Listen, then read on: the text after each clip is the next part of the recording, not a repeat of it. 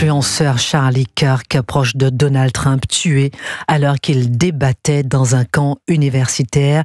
Nicolas Conquer, porte-parole des Républicains Overseas, vous êtes avec nous dans ce studio pour réagir à cette information qui choque les États-Unis et qui choque également beaucoup de Français. D'abord, je voudrais donner la parole à Eric Tegner, qui vous aviez rencontré Charlie Kirk lors d'un reportage aux États-Unis. Eric, vous avez l'air particulièrement ému ce matin. J'ai même vu que vous avez passé une nuit difficile avec ces images insoutenables et la mort de Charlie Kirk. Oui, c'est vrai, Christine, je suis pas un sentimental, mais c'est vrai que cette mort atroce, moi, elle m'a bouleversé. Et je pense qu'elle a bouleversé beaucoup de jeunes de ma génération. Vous savez, peut-être que ceux qui nous écoutent se disent oui, mais c'est un influenceur de droite américain, c'est loin de chez nous. Il touchait des millions de gens. Moi, c'était un modèle depuis des années. Vraiment, mon activité journalistique, je me suis énormément inspiré de lui. Il voulait défendre son pays, lutter contre le wokisme. Il avait 31 ans, on est de la même année. En 1993, il devait fêter ses 32 ans le mois prochain, au mois d'octobre. Il a une femme, il a 2 enfants. Et c'est absolument atroce parce qu'on se retrouve rattrapé par une violence qui est immense, en fait. Et ces images, elles sont insoutenables. Moi, j'ai la boule au ventre depuis hier soir en y repensant.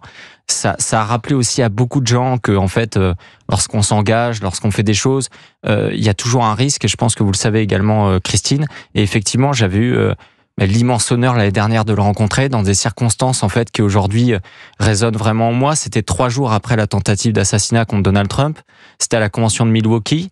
Donc je m'étais rendu là-bas, déjà dans l'avion, on savait pas si Trump était en vie, et j'avais pu interviewer Charlie Kirk quand je l'avais un peu ailé de loin. Je lui avais dit, je suis journaliste français, c'est très dur d'approcher, c'est quelqu'un qui a des millions d'abonnés, c'est une énorme star là-bas aujourd'hui. 9 millions d'abonnés sur Instagram, 2 millions sur YouTube. Totalement, et donc il était très intéressé parce qu'il connaissait la France. C'est ce que je veux dire aux auditeurs, il savait très bien ce qui se passait, et j'ai voulu noter quelques phrases qu'il m'a dit à l'époque. Il m'a dit, en France, certains essayent d'éradiquer l'identité française par le biais d'une immigration multiculturelle et multiraciale.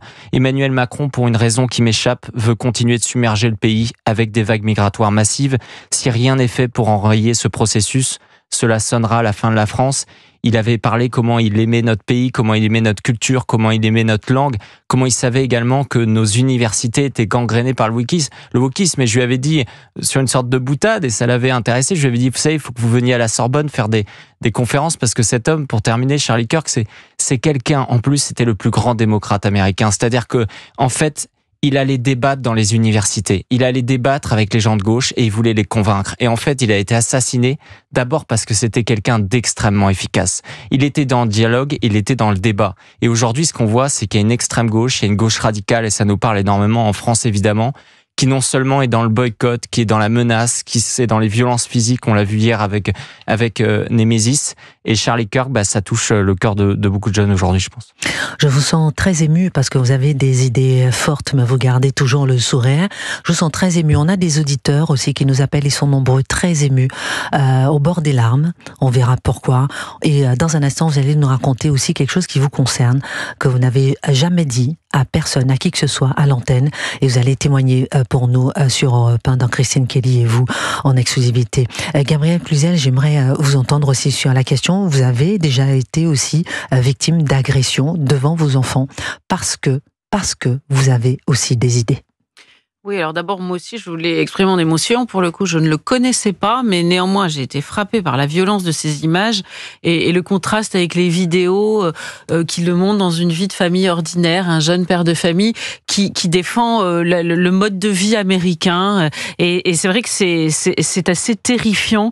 Je peux pas dire aller voir ces images parce qu'elles sont proprement tragiques, terrifiantes. Je me dis que ces enfants qui sont tout petits, un jour les verront.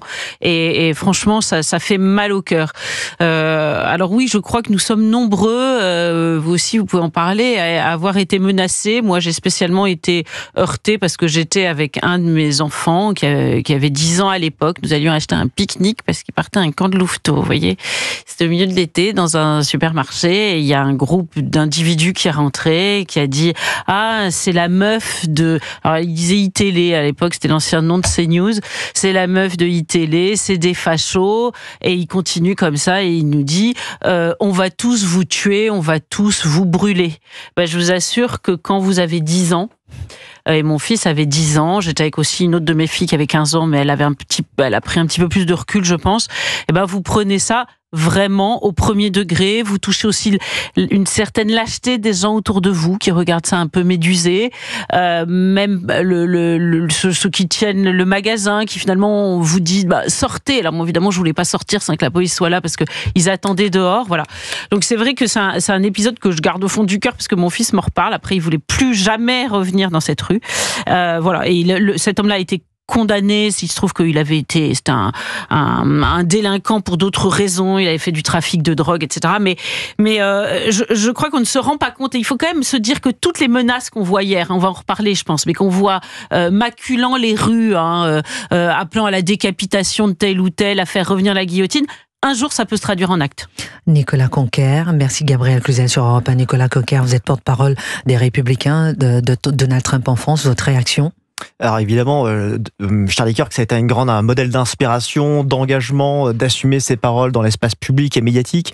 Quelqu'un qui a vraiment mené cette grande bataille de notre temps, qui est la bataille culturelle, de sortir de sa bulle et d'aller confronter ses contradicteurs, de donner la parole aux gens à qui il n'était pas d'accord. Nicolas Conquer, je veux absolument vous entendre aussi sur les 5, j'ai noté par exemple 5 grandes idées de Charlie Kirk. On va en parler, on marque une pause, on revient pour vous entendre, vous qui êtes le porte-parole un peu de Donald Trump en France. On va écouter aussi ces auditeurs qui sont très nombreux à nous appeler ce matin. J'en ai des frissons parce que certains sont au bord des larmes. On a Virginie, Claude, Louis, Emma, Audrey, Marie qui nous appellent. On va commencer par Emma.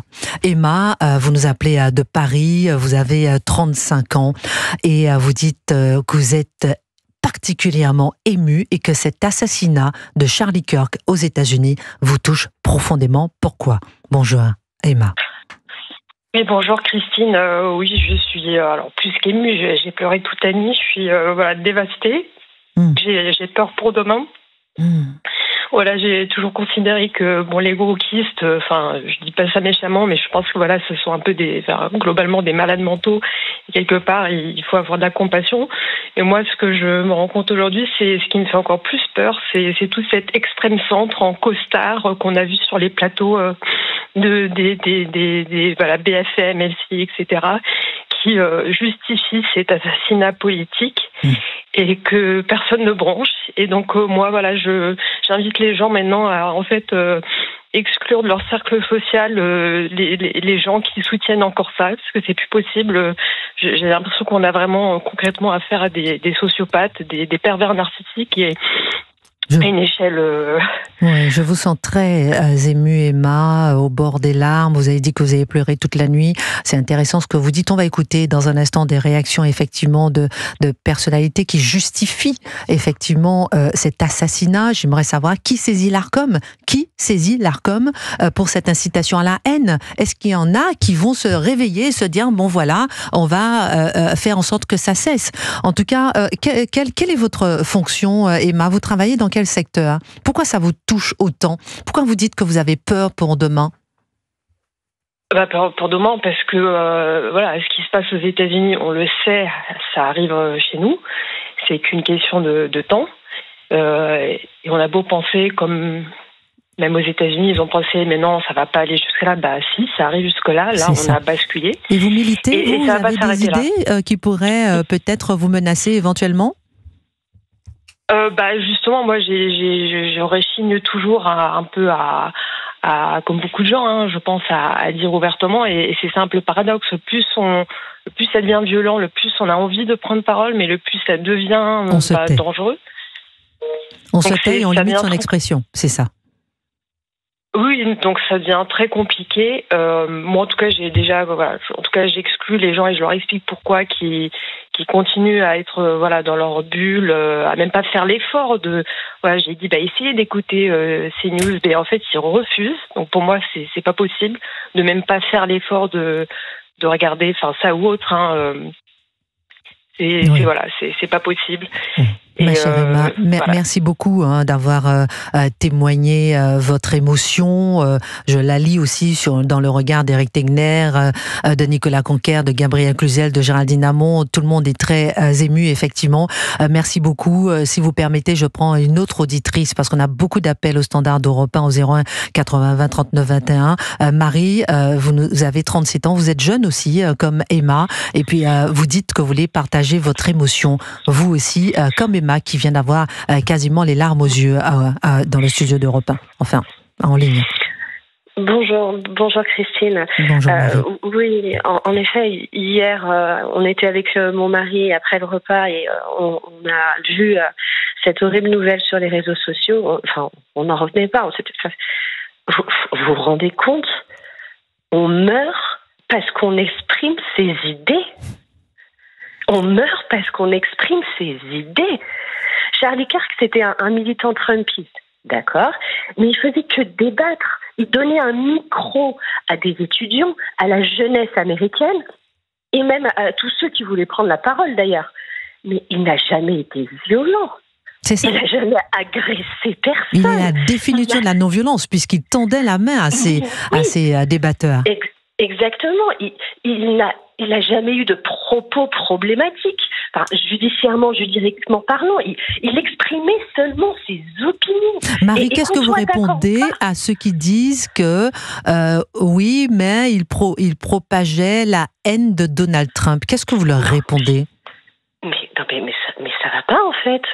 Et propager la haine, mais de quoi? De dire que une femme est une femme, c'est propager la haine. De dire vous êtes né avec des chromosomes XX, vous avez envie de devenir un homme.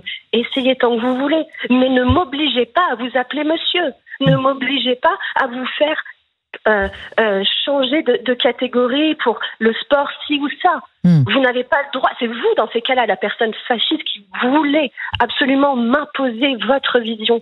Mais la haine, c'est ça, c'est de dire une femme est une femme, un homme est un homme. Je ne suis pas d'accord avec vous et de ne même pas être violent dans les propos, qu'on soit heurté par ses propos, d'accord, mais nous aussi on a le droit d'être heurté par les propos des autres. Ils n'ont pas l'exclusivité d'être, heurté et touché par certains propos. Et il disait qu'il était pro-réalité. J'entends votre émotion, Marie. Restez en ligne avec nous. Nicolas Coquer, vous êtes porte-parole des Républicains Overseas en France.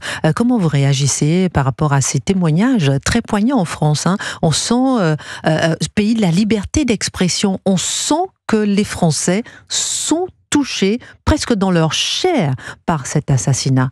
Absolument, on peut comprendre que ces menaces, elles sont charnelles. Vous pouvez maintenant, par une idée, risquer votre vie et devenir un martyr de la liberté d'expression. Et donc, je peux comprendre cette forme d'autocensure qui est certes désastreuse et il faut s'assumer et reprendre sans doute le flambeau que nous tend Charlie Kirk et de faire son coming out conservateur. C'est-à-dire assumer qui on est dans l'espace public. Et quelles étaient les idées qu'il prônait, Charlie Kirk? Des idées pleines de bon sens, des idées conservatrices d'un chrétien engagé, celles de la famille, celles du patriotisme, de la réalité, des droits à la vie, mais également celle de la liberté d'expression et du respect de la Constitution. C'est-à-dire qu'évidemment, il tendait le micro. Il n'y a pas eu de condamnation, vous nous confirmez que ça rentre dans la liberté d'expression? Absolument aucune, mais bien évidemment. Et c'est surtout quelqu'un qui a mobilisé un entrepreneur qui croit dans les principes fondamentaux des États-Unis et qui a donné un micro et qui refusait absolument jamais le débat, surtout avec un contradicteur. Et ça doit nous inspirer et on doit également se dire que c'est un message qui certes peut nous tétaniser, mais également qui doit nous renforcer dans notre volonté à combattre en faveur de la liberté. Éric Tegner, prouve-moi que j'ai tort. C'était un peu son leitmotiv. Oui, c'est-à-dire que quand le nom de sa tournée, en fait. Quand il se rendait à chaque fois dans les universités, il avait une table et il y avait un slogan, c'était prove me I'm wrong. C'est-à-dire que les gens devaient venir au débat, l'ouverture à la discussion. C'était ça, c'était ce que vous faites tous les jours aussi depuis des années, Christine. Et c'est ça qui est absolument lunaire, en fait, d'avoir voulu s'en prendre d'abord à quelqu'un qui tendait le micro aux autres. Mais je veux vous dire, en France, quand on a des personnalités de gauche et d'extrême gauche qui appellent le boycott de certains médias, qui refusent de répondre systématiquement à des questions, etc., et qui rendent d'une certaine façon Hitler, qui fascise absolument tout le monde, c'est un problème. Merci pour votre témoignage, ma chère Marie. On voit Claude en ligne. Claude nous appelle de Las Vegas. Alors, Claude, vous dites que vous êtes un Français expatrié aux États-Unis et vous nous avez appelé des États-Unis. Dites-nous pourquoi. Oui, bonjour. Je vous ai appelé parce que aujourd'hui, c'est une attaque. C'est même plus qu'une attaque contre un homme, c'est une attaque contre un mode de vie, contre une politique, contre des idées, contre Charlie Kirk aimait le débat, il aimait la contradiction, il était prêt à débattre contre tout le monde, il respectait tout le monde, mais surtout, il éduquait les jeunes.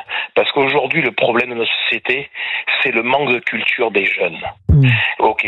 Aujourd'hui, quand vous voyez, par exemple, d'accord, des mouvements LGBT, d'accord, qui supportent le Hamas, alors qu'en fait, quand s'ils mettent un pied en Palestine, s'ils mettent un pied à Gaza, ils n'ont pas 10 secondes d'espérance de vie.